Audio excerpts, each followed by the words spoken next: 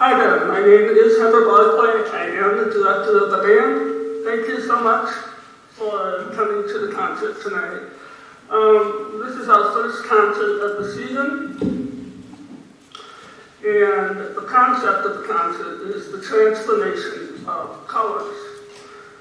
First selection is Scenes from the Louvre, which portrays the artwork in the Louvre Museum in Paris, France. It's originally written for orchestra, but it's been arranged for the band version of the Scenes from the Louvre, which is adapted from the 1965 award-winning original film score. The 5 movements of this suite play tribute to the development of the museum and feature thematic material from the Renaissance time period. The portals begin with the low brass plate and evokes notions of the grandeur of the Louvre. The light, delicate staccato playing of the clarinet conveys the gaiety of the children at play in the Children's Gallery, which is the second movement. Visions of state occasions parts in the Kings of France, and as religious themes in Dolce du Jour appears in the nativity paintings and features a clarinet solo as well as an oboe solo. The finale is introduced by the royal fanfare again and bears the pomp and elegance of the era as the ensemble brings the work to a noble conclusion. Here is Scenes from the Louvre by Norman Elazoya.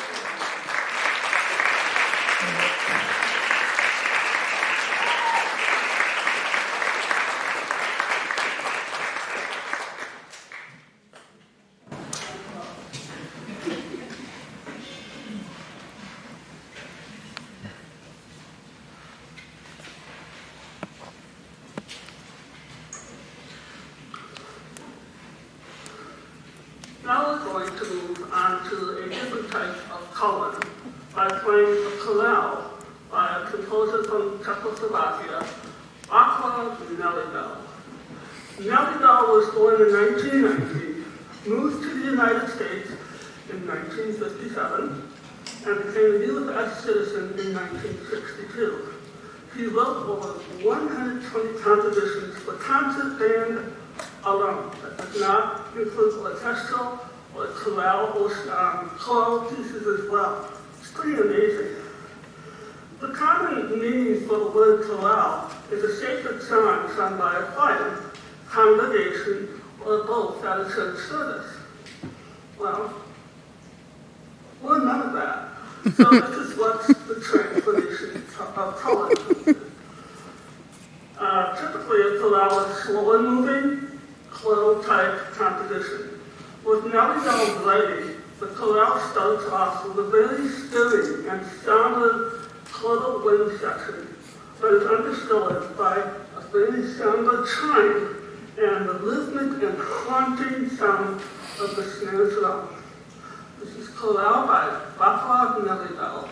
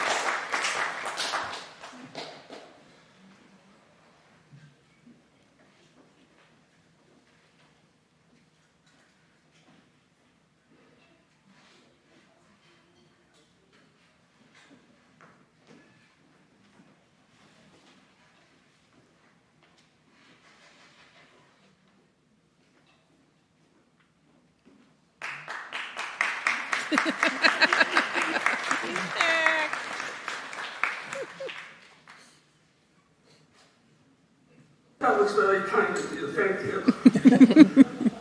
We have a few guest artists who are helping us out this evening with their amazing talent.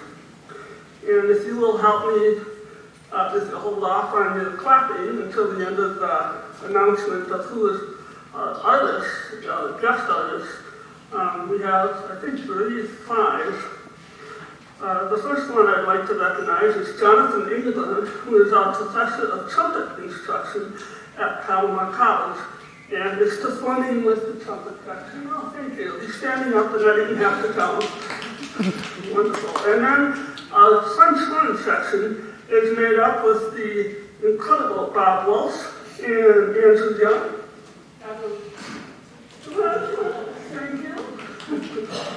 And then in our percussion section, we are graced by the presence of Matt Sumida, a former student of mine, and Mr. Chase Bentley, who was a member of the Palomar YPO percussion ensemble way back in the day. Please help me thank them for their service.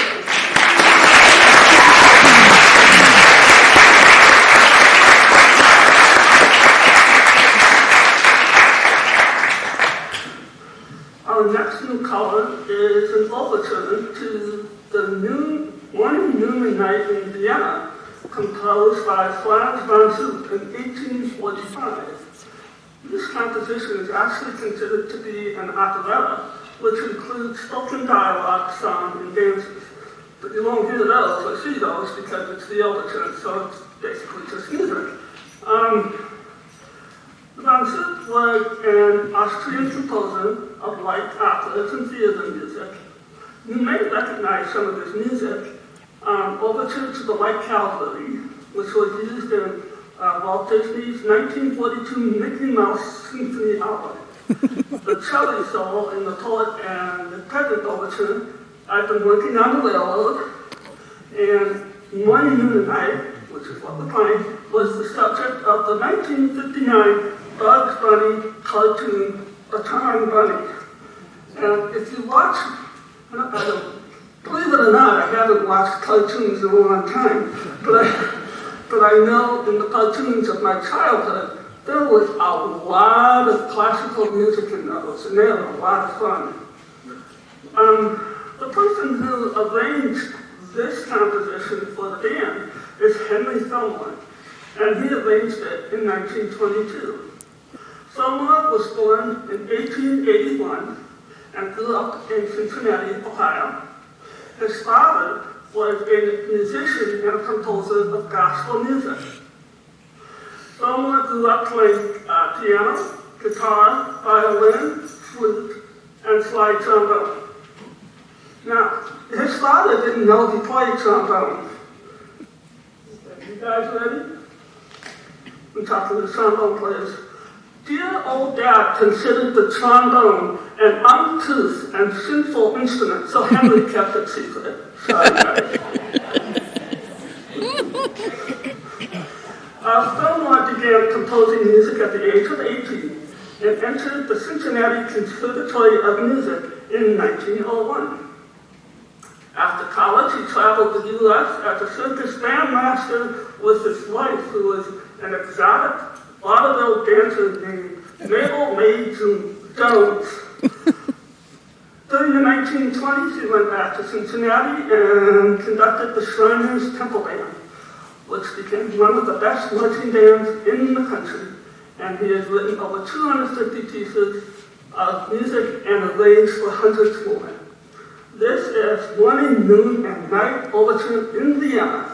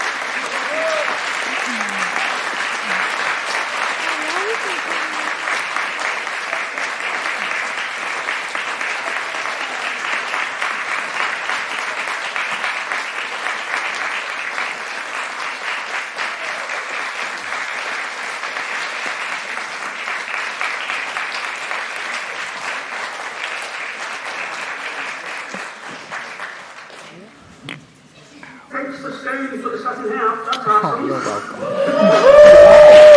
Anything for you, Heather.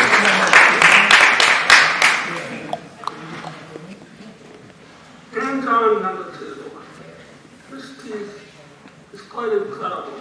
I was first exposed to this piece about 2 to 3 years ago when I played it in a chamber setting. And I was just so taken with it. And I go, man, one of the things arranged this for band. I gotta find it out. Turns out they did. Arturo Marquez has written a series of banjos based on an elegant Cuban dance that also has become popular in Veracruz, Mexico. banjo itself was Cuban coins from a natural synthesis of Spanish, British, and French dance coins.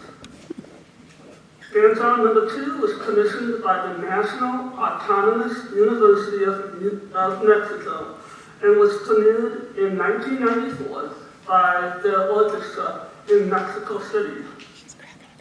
The work received international acclaim and propelled the composer, rightfully so, into the international spotlight.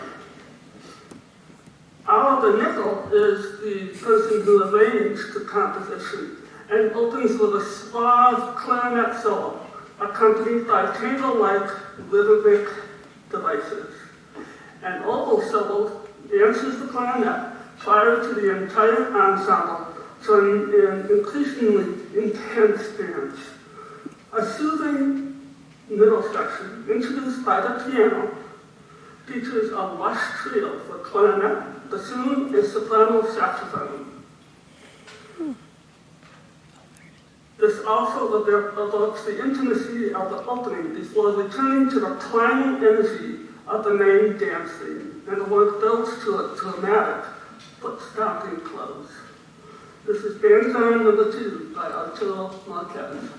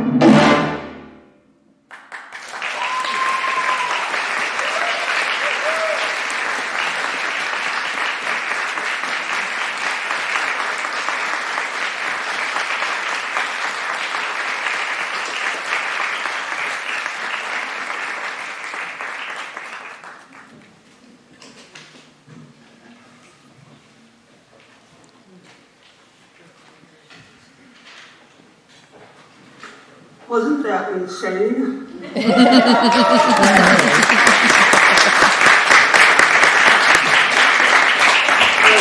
was just so happy when I saw that it was arranged for Dan. And this piece is gaining more and more momentum. Well, it's played more often than not on band concerts, so it's incredible. I'd like to extend a round of thanks to our crew for tonight for presenting our concert. This includes Tom Daly, Tony Cupadella, Patrick Newsom, Heather Murray, and Carl Thompson. Their talent helps us to present an enjoyable evening and keep everybody safe and help us to get an evening of diverse selection of music. Now, we are going to do a U-turn and go from Dan Don to a pretty somber, intense piece for our next piece, Comet. Comet is a musical journey into the world of the malevolent sorcery practiced on the witch's Sabbath. This advanced work portrays the mystical sounds of sinister spells and incantations. The mysterious introduction suddenly takes a grotesque, torturous turn as the coven performs the diabolical Sabbath ritual. The first sexual incantation is chanted throughout the piece in Latin. This night we summon the beast, devil and demon, through the smoke we call you. Grant us eternal life. Now, you're going to hear a unique instrument in this, and it's being played by two members of the trumpet section, and it is called the Aztec, is this correct, the Aztec death whistle? Yes. All right, gentlemen, walk right away.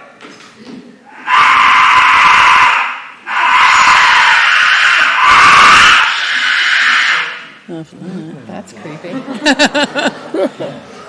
That's going to happen when we are reciting our Latin with a lot of percussion going on in the background. So here is Comet. Hold on. Is this our last piece? No.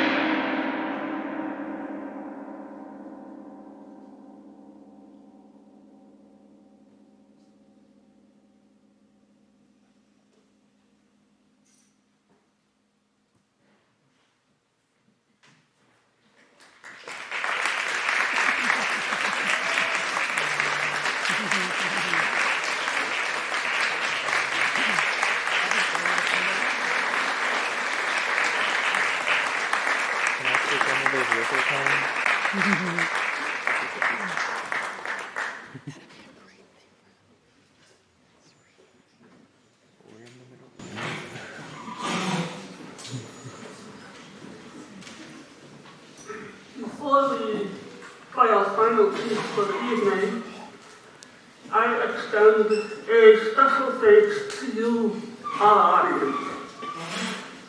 It is because of your support of the arts by attending this concert and others, we can continue to provide a quality education to student musicians and composers here at Palomar College.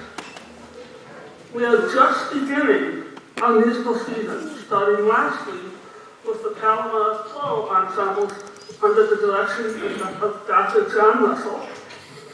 Next Friday and Saturday, the dance department, under the direction of Patricia Mead, will be presenting this fabulous salsa performances, complete with salsa classes and salsa band playing along. And they also are having Cuban food and appetizers. And then on Sunday, the highlight of the weekend, the incredible Palomar Symphony Orchestra under the direction of Dr. Ellen Waller will be performing an amazing array of music, which includes Gershwin's Rhapsody in Blue, the amazing and incredible talented Peter Duff will be performing the piano solo on that. Don't miss it, it'll be fabulous. Some of our musicians in the band tonight will be performing on that concert as well. Please go to our website, Palomar Performs, to see our lineup for the whole season, and you can also get tickets there. Going back to our music, French composer Hector Berlioz is a unique figure in music history. He never mastered one single instrument, but dabbled in guitar and flute early in his life. He initially studied medicine before leaving school to become a composer. Usually it's the other way around. His most famous one is Symphony Fantastique, and the piece we're about to play, March to the Scaffold, is the fourth of 5 movements from Symphony Fantastique. Now, every band has to have a band concert has to have a march, right? Well, here's our march. Not that unusual, but here's our march. And with the march to the scaffold, the demons that we were trying to summon in the last piece will now be taken care of. This is, we hope to see you in our concert on December 16th for our final concert of the year 2023. Here is March to the Scaffold.